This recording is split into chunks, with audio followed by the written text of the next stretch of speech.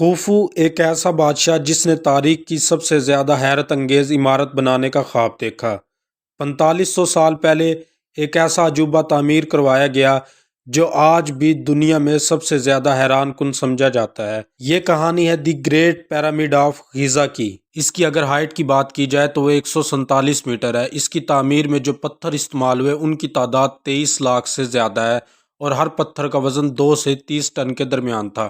یہ پیرامڈ 3800 سال تک دنیا کی سب سے بلند ترین عمارت بنا رہا۔ اس کی تعمیر 2580 BC سینچری میں شروع ہوئی اور اس کی تعمیر میں 20 سال سے زائد کا عرصہ لگا۔ یہ وہ دور تھا جب مصر میں ریاضی، سائنس اور انجینئرنگ اپنے عروج پر تھی۔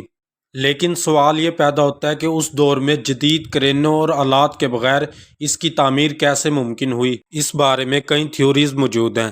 ایک تھیوری یہ ہے کہ لمبی لمبی مٹی کی ڈھلوانیں بنائی گئی اور پھر ان کی مدد سے پتھروں کو اوپر کھینچا گیا۔ اکثر کا یہ خیال ہے کہ اس دور میں پانی اور ریت کی مدد سے پتھروں کو بآسانی ایک جگہ سے دوسری جگہ کھسکایا جاتا تھا۔ کچھ ماہرین کا یہ بھی خیال ہے کہ اس دور میں مصریوں کے پاس ایسی ٹیکنالوجی تھی جو آج کے دور میں ہم نہیں جانتے۔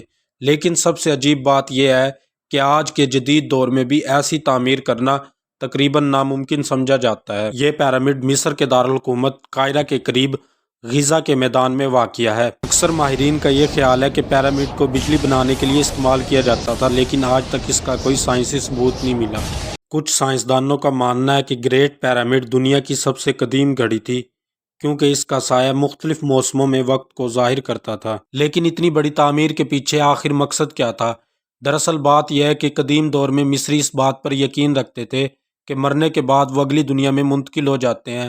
اسی وجہ سے اس وقت کے بادشاہ خوفو نے اپنے لیے ایک ایسا مقبرہ تعمیر کروایا جو ہزاروں سال تک قائم رہ سکے۔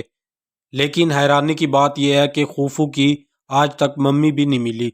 ان پیرامڈ کے بارے میں ایک تھیوری یہ بھی ہے کہ اکثر لوگ کہتے ہیں کہ ان پیرامڈ کو ایلینز نے بنایا ہوگا، کیونکہ یہ پاسبل ہی نہیں ہے کہ انسان ایسی تعمیر کر سکے اس قدیم دور کے اندر۔